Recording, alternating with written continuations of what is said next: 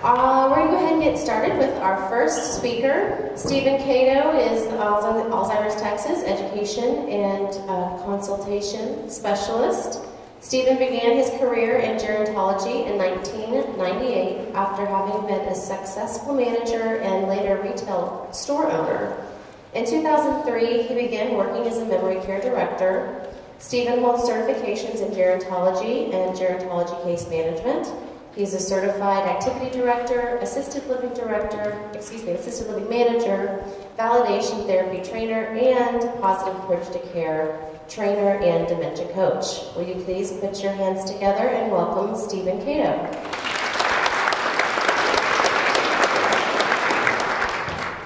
Thank you all. I hope you can hear me. Can everyone hear me? Good. Good. Today is the 25th, right? We're hopefully going to talk about some new things for you. Some of you have heard me before. But we're going to talk about enhancing the communication. By that, I mean enhancing your visit if the person doesn't live with you, but also enhancing your approach with the person if they do. You'll see where I actually write PLWD. Anyone have any guess what that's going to mean? We've changed our thinking, and there's a big deal with culture change right now.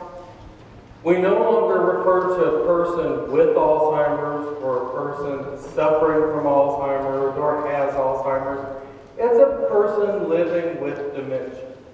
Like with any disease, we want the person to live and to be all they can be at that time. I know that sounds like the Army, doesn't it? Okay, we're going to change to the next slide. Dementia is an umbrella term. I'm going to kind of rush through these so we can get to the communication. There are reversible causes, which are going to be medication interactions. Sometimes we'll have infections. Urinary tract infections are probably our worst enemy.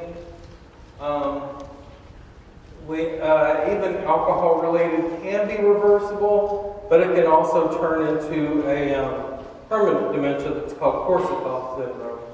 Vascular dementia is anything that restricts the blood flow to the brain. That includes what we used to call, and still call, multi-infarct dementia, which is stroke-related. Sometimes strokes are recoverable. I'm a survivor. I had a stroke 4 years ago. And let me tell you, it gave me a whole new perspective because I spent months of kind of fogginess before things came back for me. Frontotemporal dementias are something we're seeing more often. We used to have what we call pugilistic dementia. Pugilism, boxers, Muhammad Ali, he lost the ability to speak. Frontotemporal, a lot of the frontotemporal dementias, they'll lose the ability to speak really quickly. We see that a lot with the NFL brought that to everyone's attention about head injury. Lewy body dementia. Has anyone ever heard of Lewy body? Anybody dealing with that in their family? Lewy body is a little different. It's probably the most underdiagnosed dementia because it looks exactly like Alzheimer's to start with. So usually they'll say you have Alzheimer's type dementia. And it looks like Alzheimer's until it doesn't. And it actually begins to take on more of a Parkinsonian effect. Not necessarily tremors, but freezing up, loss of speech, a lot more hallucination, both visual and auditory. Usually they'll see people, mostly children and small animals. So, and that happens also with Parkinson-related dementia. They'll see a lot of children and small animals. Alzheimer's disease is the number one dementia. It's the one that we see the most of. It's now, of course, with all dementias, we have a hard time with diagnosing. It takes a battery of about 6 hours of testing to really come up with a diagnosis. But the Mayo Clinic now says we have over 80 known dementias. I heard one of the doctors from Baylor one time, Dr. Rachel Duty. Has anyone ever heard her? I just like saying Dr. Duty. But Dr. Duty says it may be infinite. There may be some people that have a dementia no one else will ever have. But with Alzheimer's Texas, we help you with all types of dementia. So just because we're called Alzheimer's doesn't mean that that's all that we do. Next slide, please. Alzheimer's disease accounts for about 70% of most dementias, 17% vascular and 13% other dementias. You'll see up here 340,000 Texans have Alzheimer's and over 5 million Americans. That's probably a very low account because we have, usually you're 2 or 3 years into the disease before you go for diagnosis. We have great coping skills as humans. Okay, let's go through these real quickly. I'm trying to speed through these. 6th leading cause of death is Alzheimer's disease. People over 65 are at greatest risk. Under 65 is considered early onset. Early onset disease often has a little bit more of a genetic trait possibly. That's the thought, and with some people it may move a little faster. But we can't let that strike too much fear into us because, let's be honest, every disease has a genetic component. You know, you're either susceptible or not.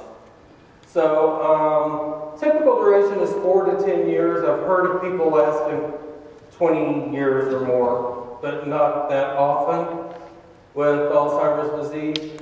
There are no disease-modifying treatments. There are a couple of drugs. You probably have all seen the advertisements for Aricept and Namenda, and then that new one that combines both.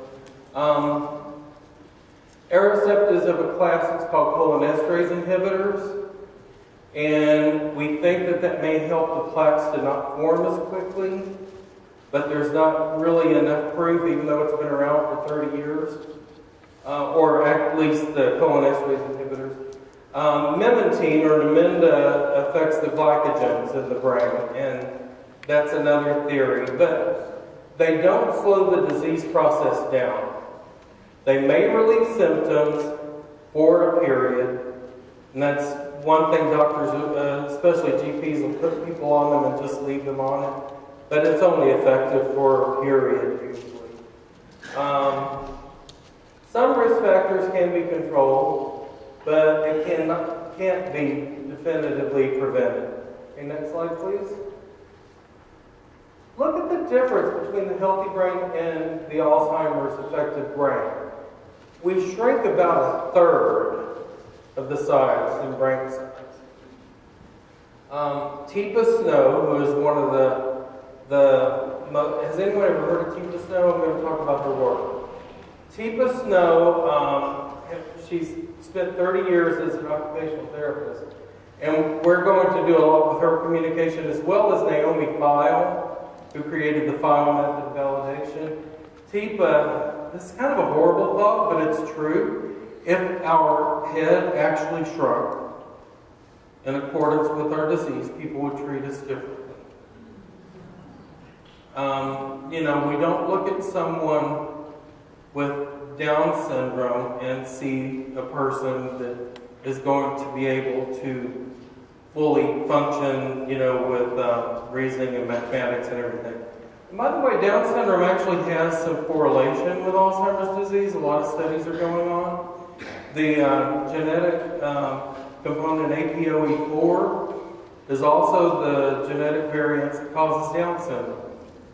Most people with Down syndrome, in fact about 100% of them, when they reach age 50 or 45 or so, will have plaques and tangles of Alzheimer's disease. It doesn't present the same because they spend their life in a training type situation. Next slide. Symptoms of Alzheimer's disease. If I ask you what is Alzheimer's disease, most people will tell me memory loss. There's a lot more to it. Disoriented to time and place. There is a period with Alzheimer's disease where people may time travel, may come up and say, where's my husband? Where's my husband?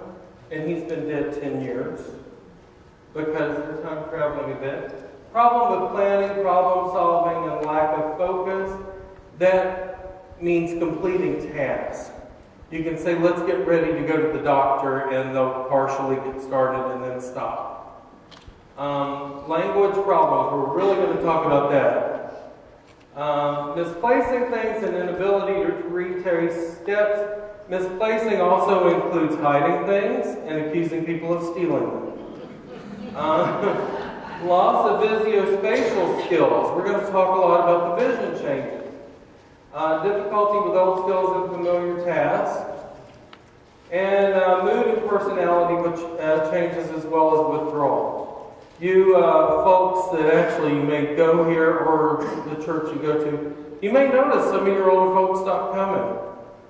And they stop coming because they don't want people to notice the changes. Okay, next slide, please. Normal age-related changes, occasional moments of forgetfulness. How many of you ever walk into a room and think, why did I come in here? I've had 20-year-olds that raise their hand because, yeah, you do forget that. That's normal. That's okay. How many of you are wondering, why am I here today? Forgetting the day of the week from time to time. That happens to me a lot, especially if I travel and I wake up in a hotel. Like, okay, what day is it? Where am I? Tip of the tongue difficulty, but they remember later. You know that actor that was in, you know that movie. Misplacing glasses and remote controls. I'm going to tell you guys a little secret.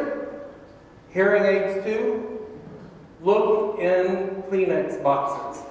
I swear I have found so many things that have been tucked in the Kleenex box.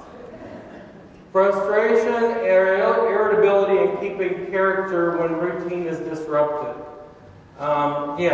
Routine really helps. Has anyone ever heard of the nun study? It's still going on. There's a book called Aging with Grace. It's a little clinical. Really cool. They've studied a group of nuns in Minnesota, and even there's a group in Dallas. They had to get permission for the Vatican to donate their brains. But it's amazing because they're the perfect group. They get up at the same time, they pray at the same time, they eat at the same time, they eat the same thing. Their days are routine.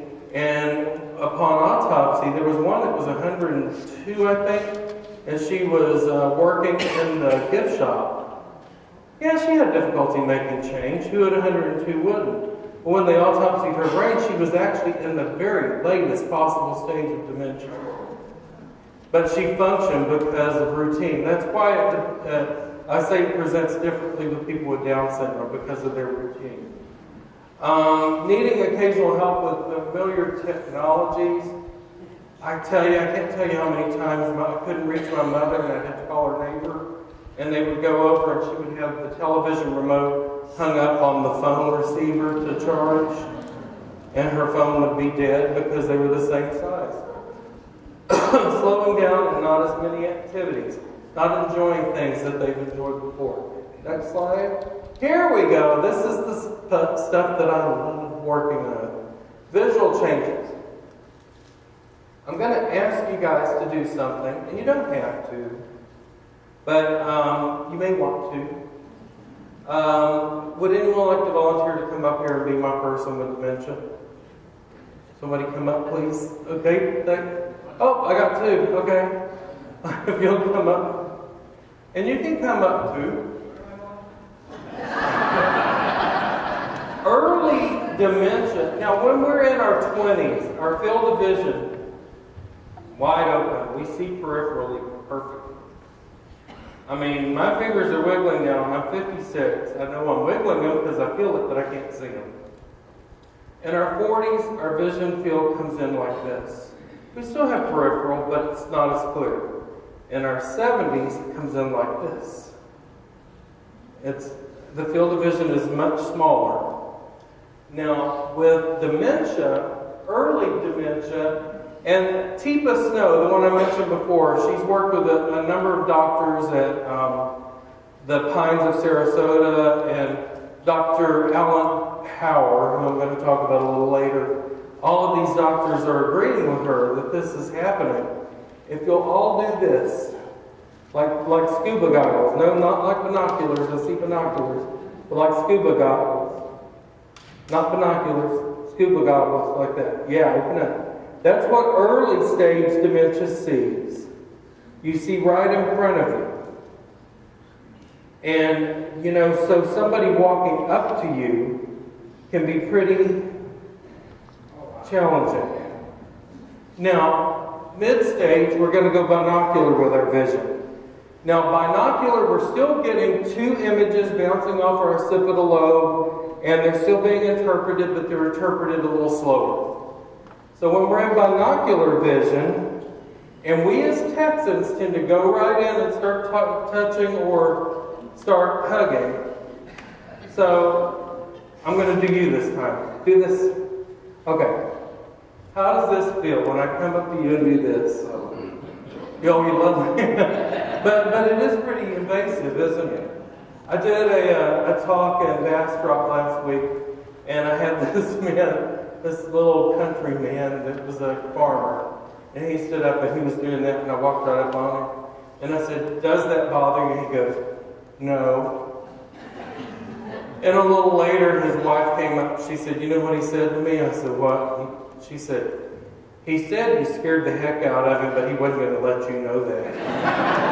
So, but let's go to the next slide. What was interesting when you did that is all of a sudden as you come to me, I'm trying to figure out your characteristics of what you are or who you are as you're coming at me. It's like, also like, what is that? What the heck is that? Yeah, so and we go in fast. Yeah. And as Texans, we tend to touch, you know, and if you don't see my arms coming at you, what happens, and this is where this begins to happen, what kicks in is our limbic system. Everybody will do this, right across the top of your head. Limbic system, that's where, oh geez, I just drew one. I promise I know what I'm talking about. In the limbic system, that's our primitive brain. That's the first part of our brain to start. That's the first part of our brain to end. That's where fright, fight, or flight come in. So if I come at you like that, and I'm blocking you, and you can't see around me, that's where the pushing may come in, or even the hitting, or the kicking, because you're invading my space way. I was nervous, just myself. Just being that close. I mean, yeah, I see you clear as day, you have the bright light on, and it still makes me nervous. So everybody do this. Monocular vision, one eye. Now, I've had people ask me, do you mean one eye goes out? No, it doesn't. I'm saying the field of vision is small.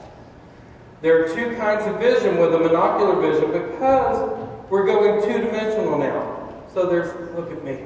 See, that's why we have to change furniture when we get like this. We have social vision, you guys in front of me. That's social vision. And we have task vision. If I'm working on artwork and you come up and say, "Oh, that's really nice," and I look up, that's gone. You know, I can't do two. It's one or the other. 90% of people in late dementia have monocular vision, meaning their field of vision is like this, just really tight. So, with monocular vision, with one eye shut, and that's really invasive, isn't it? So, the thing is, we're going to go through hearing shortly, but I want to show you a technique that's based on Teepa Snow's work. It's called Positive Approach to Care. And use this with families. Use it with people you don't know if you go visit.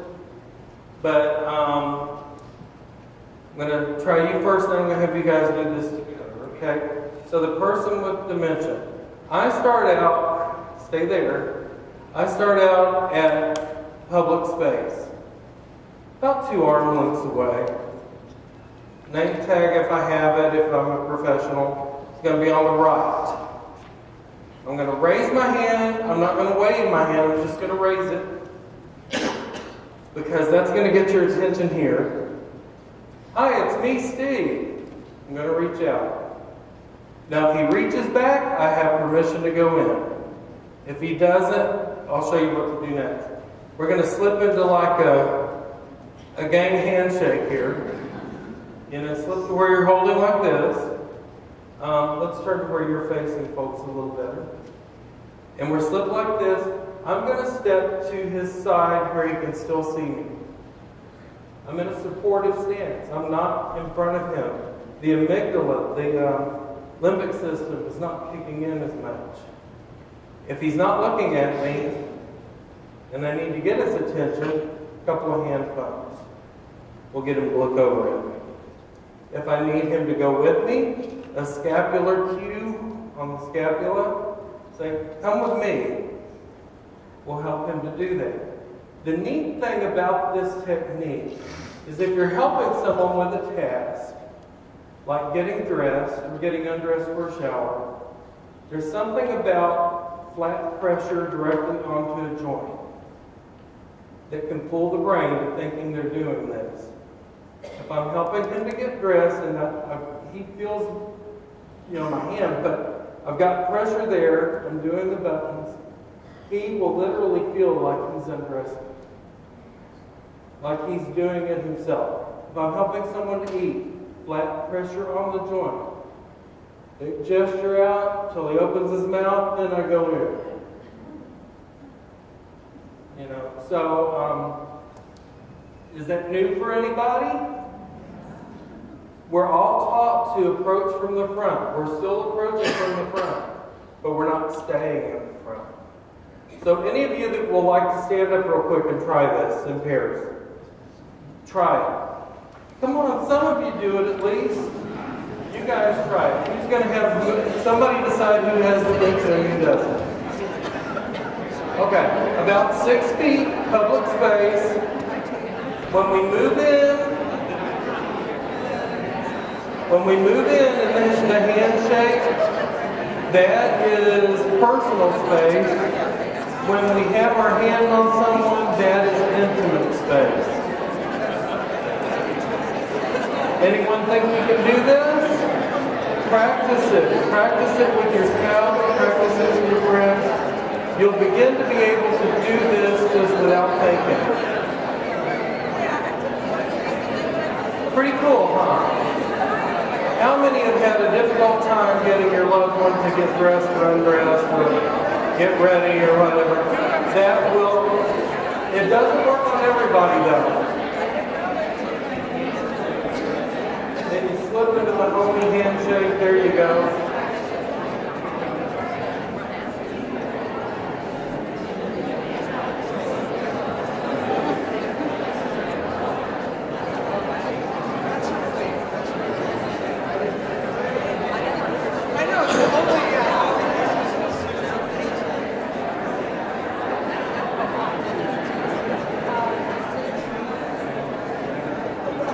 One important thing to know is the person's dominant side. Now, I was meant to be left-handed. I was born in 1960. In kindergarten, they forced me to write with my right hand. I write with my right hand. I cut the scissors. I use all tools. I even paint with my left hand, but I write with my right hand. So my dominant side truly is my left. Do I have any left-handed people in here? Can I have one lefty up here? I'm going to show you how to train. You guys, thank you. I need one lefty. Okay. Thank you. I thought I'd wake you up by making you get up a little. Okay, so we're going to start about 6 feet out. Hi, it's me, Steve. I'm offering my hand. He's taking my hand. I'm moving in. Flat here. I know he's the lefty. And I say, may I take your other hand? Then I go over. It may not be comfortable for me, but it is for him. He's not going to be able to handle me doing anything with him unless I'm on his dominant side. So that's how you do it. You say, may I take your other hand? And they'll give it to you. Now, with family members, a lot of people tell me, it doesn't make sense to announce myself. Yes, it does. You know, vision changes. We just talked about it. It's a good thing to say who you are. If you're the son or the daughter, say who I am. You don't have to reach like a handshake. If it's like your mother or something, you can just reach out. Take her like that, and then switch into the homie handshake. Thank you. All right. So, anyone think they're going to go home and practice this a little bit? It can help a lot.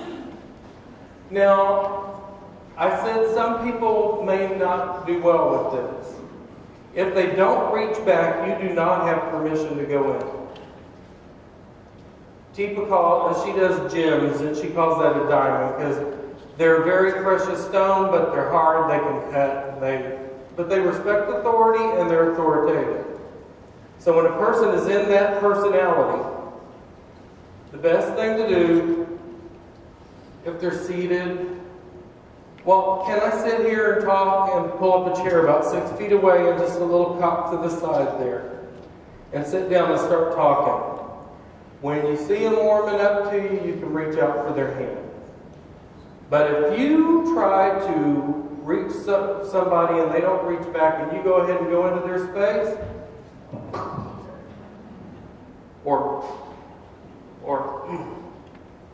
and that's just our primitive brain. That happens. Fright, fight, or flight. That's always there. Okay? PLWD. So, especially if the focus is diverted somewhere else, let's talk about auditory changes. In normal aging, there's a lot of visual and auditory changes that go on. You know, that happens. One thing I didn't mention with the visual is like macular degeneration. That can really kind of throw a monkey wrench in because they have a blank spot. But with auditory changes, as we age, there's normal stuff. But they're gonna lose. Okay, has anybody back in the 70s and 80s, and I see some of you that were like that, there was a book called Drawing on the Right Side of the Brain. Anyone ever read that book or try that? That was about using your creative side, not your analytical side. So our auditory is really actually on both sides of the brain. We lose the left first. We lose the left, which is where formal language is established. It's where comprehension is. Okay, I've got 15 minutes. It's where comprehension is. And so I'm going to drop probably about a quarter of the words you say. There's not a formula. It's not every fourth word. But you may say, let's take a shower, and what I miss is shower. And then you go pulling on my clothes. So I'm going to miss some words. That's going to happen. We're told to tell people every step we're doing. That helps, but the way we cue somebody is visual first, then auditory, then we can touch. Until you do that order, you can't touch. So, the right side of the brain, that's going to stay intact. We have a few things there, and then we're going to get to questions. The right side of the brain, we have social chit-chat. I can't tell you how often I've had families come to me and say, well, I think I made a mistake moving Mom here. We just had the best visit. She talked about my brothers and my sisters. She talked about her sister. She really, really was there. So maybe I moved her in too soon. Then they leave, and here comes that lady, and she says, have you seen my daughter? I taught her better than this. I haven't seen her in months. Because she has some memory there, a little bit, of the vision of seeing her daughter. But social chit-chat can pull a doctor very easily because they're limited in time. It can really pull a doctor. Now, the other thing that's really great is we have rhythm. Rhythm can be poetry, prayer, and music. You know, you hear so much about music. If you get a chance, try and find the documentary Alive Inside. It's incredible about people that no longer speak but wake up because of music. So with rhythm, though, there are chances that I may be able to get you to follow what I'm saying if I give you a rhythm to follow. I may be able to get you to understand this if you're listening to my rhythm. That takes practice. Doesn't always work with everybody. You may have to sing the instructions. It's time to take the shower. It's time to take the shower. Rhythm's there. And real quickly, the last little treasure we have on the right side of the brain is this treasure chest of forbidden words. All the words we've learned our whole life that we shouldn't say. It's where racial slurs will happen. It's where sex talk will happen. It's where curse words will happen. When I can no longer form formal language, you may get called a word.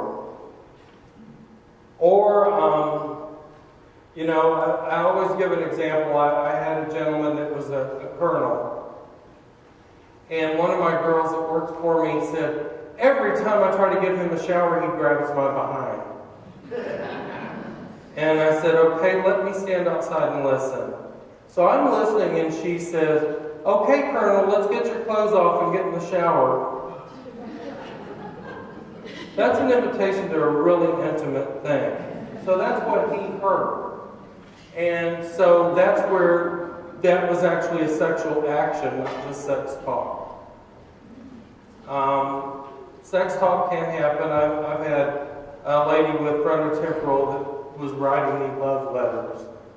And it was great for me because I knew not to go to her room without taking a female care attendant with me. But anyway, let's go to the next slide, see how much more we have. Question. Yes? So how would you phrase that to take a shower? It's depending on if I need to use rhythm or whatever. It's time to take a shower. I've already got it set up. I'll let you smell the soap and everything. Do you need help? Now, we always want to match our help with what their needs are and what their abilities are. Sometimes he may be able to do just fine when dressed. Do you need a little help? Do my thing like this.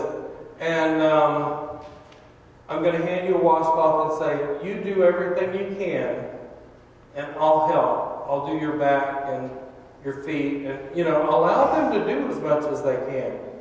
But yeah, we don't, some places will force into the shower, but you know what? If they miss one day, it's not going to kill them. But if they miss 2 weeks, yeah, that's not good. So, did that help at all? Yes. Okay, that's the little treasures, the bad thing. Okay, let's do one more slide, see if there's more. This is the part about the forbidden words. So we've already gone through that. Next slide.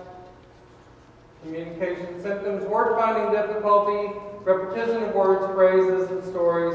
Who deals with repetition? I'm going to pick you up at 9 in the morning to go to the doctor. So every 20 minutes I get a phone call. When are we going to the doctor? 2 in the morning. I'm dressed. Where are you? We're supposed to go to the doctor. So that happens a lot. Difficulty organizing thoughts and appropriate speech and cursing. Let's keep going. I've got to go quick. Types of communication. Verbal. They will pay attention to what you look like more than they are to what you say. If you come in there rushed, getting them dressed, and you say, we've got to get somewhere right now or whatever, yeah, they're going to pay attention to all that body language first. More so than what they hear. So, visual, verbal, then touch. So we need to pay attention to our own tone, body language, positioning, gesture, eye contact, expression, but also pay attention to theirs. They're going to communicate with you. Okay, next slide. Making a positive physical approach. We did that. Come from the front, smile, go slow. We have to learn to slow down. Get to the side, get low if they're seated especially. Offer your hand, palm up, or use the person's preferred name. Always had a problem with caregivers in facilities that, they're 22 and they're calling somebody by their first name that's 85. So I always tell them, well, this is kind of Texan and Southern. Say Miss Betty or Mr. John. It's just a little more genteel and it's a little more respectful. Especially with women, they may not remember, or they may have been married many times, and the last name's not going to be effective. Okay, next. I think I have, I'm trying to get through this because I want to give you time. Okay, go to the next slide. We already kind of went through that. These are the don'ts. You don't engage in an argument. You're not going to win. Don't attempt to reason with the person. Don't ever say, do you remember? Don't take anger or frustration personally. Do not correct. They're looking at a photo album, they say that's my sister, but it's their mother, or it's them. Oh, well, isn't she pretty? We don't correct things. Don't speak to them like a child. I hated that in facilities. Come on, honey. Come on, sweetheart, it's time to go. No. I'm not your honey. We can use pronouns if we use them appropriately. Okay, next slide. Okay, validating emotions. These are Naomi Feil. Look her up on YouTube. You're going to love her work, Feil. And also the Feil Center is vfvalidation.org. Centering. Before you walk in a room with somebody with dementia, be okay with yourself. Take a few deep breaths. Don't go in there. Eva Snow says, know your agenda, don't show your agenda. We're going in there clear. Having empathy, using non-threatening factual words. Asking questions like who, what, where, when, how. But we don't ask why. That requires abstract thought.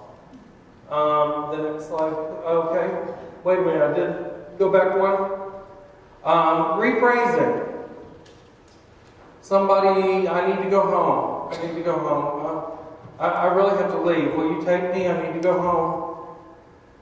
Oh, you need to go home. Some people need to know that they were heard. So that's when rephrasing comes in. Using polarity. That man's in my room again. He's under my bed. He's in there again. I got 5 minutes. Yeah, he's under my bed. He's in there again. The natural thing is for me to go in there and look and say there's no one there. But to go in there with them and say, I don't see him. Are there times that he's not here? That's polarity and opposite. Are there times that he's not? And that can help relieve things. Go to the next, please. Imagining the opposite. Reminiscing is a great thing. Maintain genuine close eye contact. Ambiguity is where we'll use pronouns when we don't know what they're talking about. Did that hurt you? Was that the best thing that happened today? Using a pronoun is fine. Or did he hurt you? Or did she hurt you? Well, let's go over here. Clear, low, loving voice, observing and matching their emotion, mirroring, linking the behavior to unmet needs. Next, please. Identifying using their preferred sense. Everybody has a preferred sense. What does that mean? What does that Preferred sense. Listen to their words. If they say, it looks like it's clear outside, how is it, is it as pretty as I can see? Or, I hear the birds out here. I hear, so we have preferred sense. Or smell those wonderful flowers. So listen to that person's sense and talk in those terms. I really don't like the word vegetation, but she uses that. Touching, except for the mal-oriented, which is the diamond to me. That's when the person is not responding. Okay, next, please. Most importantly, follow their lead. They know where they're going, you don't. Avoid saying, do you remember, or remember when, or any other phrase that challenges them and quizzes them. Don't correct even if they are recalling an inaccurate, or maybe it didn't even happen to them. It may be something that happened to their sister, and they're saying it like it's their own memory. It's all right. Let it happen in the moment. Okay, is that it, or is there more? Ah, there we are. Alzheimer's, thank you, Alzheimer's, Texas. So, I really kind of sped through this. Do I have questions on communication? Yes, ma'am. You have a... It's 1 moment. Is your PowerPoint available? Because there are some of the notes I would like to write down, but I couldn't get Sure. Christian, if they sign up for our newsletter, maybe put a star beside it, and we'll know to send you the PowerPoint. Okay. Yeah. Any others? Yes, ma'am. Christian's running. And she's my boss. That's fun to make her run. I don't have a question as much as I have a gratitude because I listened to your talk last Thursday and I went to see my mother on Friday and I used a lot of those visual cues. I asked her permission to give her a hug, and when I did that, she just glowed that I had entered this new way of relating to her. And you So thank you very respected much. her. You know, that's the one thing that we lose, but thank you. That's awesome. Any other? We got a couple over here. And a couple back here. Where's the other mic? Kristen's my boss. She's the president of Alzheimer's Texas. Run, Christian. Run. Okay? My question is more about communicating the other way. I noticed that I need people to just give me time to respond. Yeah, I remember I said slow down. Yeah, how do you present it to somebody that... Tell them I need you to give me more time. You're talking too quickly. Let me have more time. You know, that's one thing we're discovering. More and more people as they age are speaking up for themselves. Speak up, say it. Just say, you know, I can't respond that quickly. You know, but I know what you're asking me. Just give me a moment. I think that's perfectly all right. And this young man here, like the youngest guy in the room.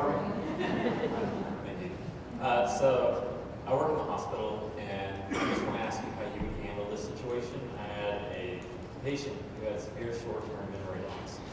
Every 15 seconds, he would try to leave the room. My job was to keep him in his room because he's in the ICU and we can't have him wandering about. Every 15 seconds, he tries to leave again. It became a me versus him situation. He kind of picked off on that. I wasn't going to let him do what he wanted to do, and he would become aggressive. And this would repeat every 20 seconds, 15 seconds or so. How would you handle that situation so that I can calm him down? Are you a nurse? EMT. Okay. That's a great question because hospitals are horrified with somebody with dementia. 2 people fall and break a hip. One without dementia, one with dementia. A person with dementia is 3 times less likely to get the pain meds they need. And they're 4 times more likely to be put on an antipsychotic drug. So, with that situation, talking to the doctor, talking to the nurse, let's make sure pain needs are met. Because I may be trying to get out because I need to get somewhere for some relief. So we need to take care of pain first. You know, we're seeing more and more people that are shying away from antipsychotics, which is awesome. But if the hospital gives an antipsychotic, usually it's a hardcore one, like Catoe, which is inexpensive. But if they'll treat the pain, often that will relieve that. And, you know, the problem is a nurse walks into a hospital room and asks a person with dementia, do you hurt? And they're going to answer the way they think you want to hear it. No, I don't hurt. Or where do you hurt? hurt? Well, I don't remember. I broke my hip. So I don't hurt anywhere. That's just the usual answer. So it takes more exploration, really watching their body language and then talking with the nurses and the doctors and say, look, he's trying to leave constantly. Can we take a look at his medications? It could be a medication that's causing anxiety. You know, sometimes it's something as simple as whatchamacallit? I'm 56, it takes me long. So, sometimes it can be an antibiotic. My mother was just total squirrel bait if you gave her Levaquin, which is a very common one because they can give high doses and give it for a long time. But it whacked my mother out. She accused my brother of putting all those little buildings in her backyard, and he filled them up with illegal aliens, and she was not going to go to jail for him. And you know, it was really bizarre. So it can easily be a medication reaction that's causing this too. Any other?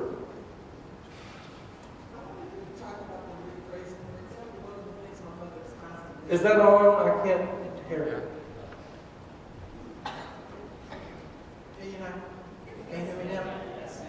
I want to talk about the There we go. rephrasing. How do you address the constant, I want to go home, I'm going home, just all the time, I need to go home, or I was home last week and you took me away and all of that.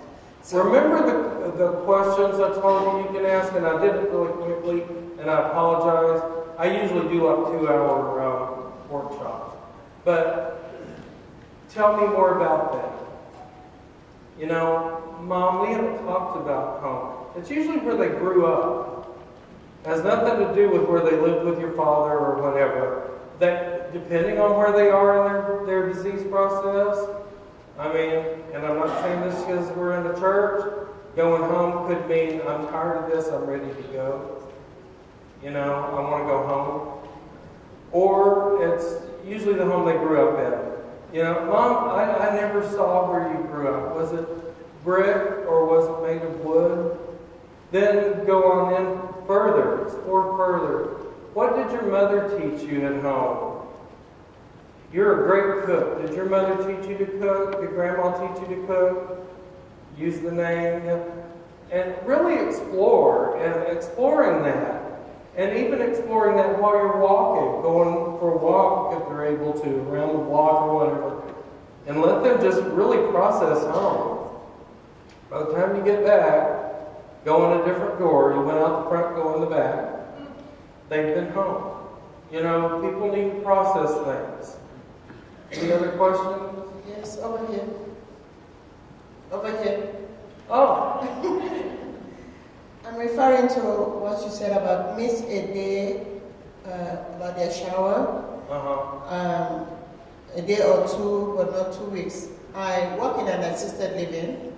Yes, you can miss a day or two, but family members get frustrated. They come to you as a caregiver and say, Mom has not taken a shower for a day or two. And they are on the schedule like Monday, Wednesday, and Friday. They have missed Monday already, Wednesday, and come Friday, their loved ones are frustrated. And then they come to you, still they are refusing to take the shower. What do you do? Well, that's a good question. Showers are probably the hardest thing to do. And like I said, I've been the memory care manager in assisted living for almost 15 years. Honestly, because they're upset, I would say talk directly to the family and say, can you help me? Can you give me any ideas? Because I'm a stranger going in trying to give your mother a shower. Do you know of anything that may help her?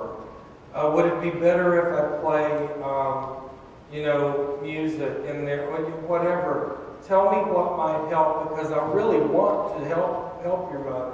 I don't want her to be dirty, but I just can't figure it out. And, she's having trouble with the other caregivers too. So, really what was happening in most places, they were giving them a Xanax or something before the shower. No, we don't need to do that. But a lot of it's going to be the approach. You're not going to be right in front of her. You're going to assume a supportive role to the side. You know, and I've always talked. I talked to her not long ago, and I told everybody don't go after the caregiver. Don't go to the manager and complain first. Go to the caregiver and ask them first, and say, "What can I do to support you?" Because some of these caregivers work 2 or 3 jobs, or they may be working a double shift, and just asking them makes them feel better. If you say, "How do I support you?" Instead of going above their head, because then they get beat up. They get, in trouble for it. But yeah, that happens. And showers are so difficult. Mostly because their generation may not have taken showers. They took baths. And they didn't take them all the time. They didn't take them every day necessarily. And they don't need to take it every day because it's bad for the skin of an old person. But, talk directly to that family member and say, "I want this to work." Smile and be very cordial. "I really want this to work. Can you help me figure this out? I don't want this to be going on either." Did that help at all? Okay. We had a question about our particular situation. It's about communication. My mom is in early stages, very early stages, and she lives at home with us. We work out of our home, so it presents an interesting, unique situation because we kind of have an open concept. We work kind of in an open area, and we like that because that way we get to interact with her often. But there are times when my husband and I just are talking about work and really in a busy stage, having a conversation. And she, interjects with, questions or answers that really aren't even related to what we're talking, because, she's not sure what we're even talking about. So I didn't know how to respond to her to still, make her feel included, make her feel good. We don't want to alienate her whatsoever. Right. I don't know if you had any suggestions on how to handle that. Well, maybe finding some outside sources. If you look on our table over here, there are some respite groups. And I know that sounds like, babysitting. No, they actually, once a person starts going, they love the interaction. Christians can vouch for respite groups being a wonderful thing. So getting her out of the house once a week or something. And also, do you talk honestly about her Alzheimer's or dementia? She recognizes it, talks about it. I'm not opposed, and I don't know how you feel, Christian. I think early stage, here I'm putting her on the spot, but earlier stage people, I don't think it's a bad idea for them to see a therapist. They're grieving their loss. So for them to have talk therapy, and if you go on psychologytoday.com and put in Austin, Texas, and put in the word Alzheimer's, you will find therapists that actually know something about the disease and can talk with the person. It may not be something that carries over a great deal, but the emotional part will carry over. They need to be able to talk about it, and she may need to talk about it with somebody other than you. So if she could be open to seeing a therapist, I do like for people to do that. What do you think, Christian? Sounds good? Not everybody does well with that. I know we're out of time, but anybody else? Sorry, I just had a suggestion. I know this is all person-centered, so I just had a suggestion for the shower. For one, trying to get them into the shower, you could do a visual aid with a picture of the shower instead of just asking them to get in the shower so that they can see the picture and know that that's what they need to do. Another thing that worked for my grandmother is we actually got her doctor we recorded a video of him and just telling her you need to shower so that you don't get a rash and things like that, and that actually helped her That's good. to get in. So just every time the caregivers were having a hard time getting her into the shower, they could show her that video. No two people have the same journey. So, yeah, that's a great idea. So, but remember, visual first, then verbal, then you touch. Yeah. So the visual is important. And the shower itself may be a confusing environment for them too. I know it's routine, but it still can be kind of traumatic. So we also had written cues like get in shower, wash body, get out, sit down, dry off. We had those. We laminated them and put them in the shower so that she could look at that as she was in the shower. On a dry erase board is a checklist. You know, undress, get in shower, you know, all that can work. Now the other thing about a shower though, people's sensitivity changes. What feels warm or lukewarm to you may feel scalding hot to them. That shower beating down may feel like needles poking them. We may need a softer setting or whatever. So yeah, that can be a question of comfort too. And make sure the bathroom's warm. You can't get a person with dementia in a shower in a cold bathroom. Sorry, just one more suggestion. Okay.